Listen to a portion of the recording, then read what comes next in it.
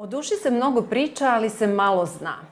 Duša se najopštije može definisati kao naše sopstvo, kao energetski print, kao kod ili softver sa zadatom svrhom koji treba da ostvarimo u ovom svetu. Svaka duša je potpuno jedinstvena i potpuno posebna. Duša je tlo, a su vremenske prilike koje su potrebne da bi to seme klijalo.